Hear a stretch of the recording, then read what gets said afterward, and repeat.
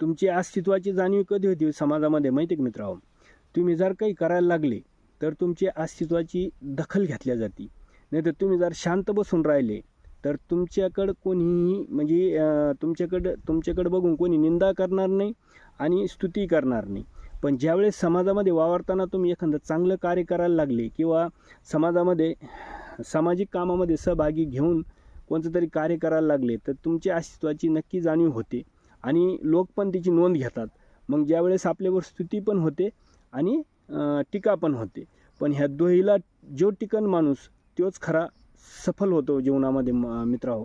त्यासाठी की आपण शांत राहणं म्हणजे हे आपलं असणं नाही, तर आपण ज्यावेळेस काहीतरी करू त्यावेळेस खरं म्हणजे समाजाला बी जाणीव होती की असणं आणि आपल्याला एक समाधान प्राप्त होतं.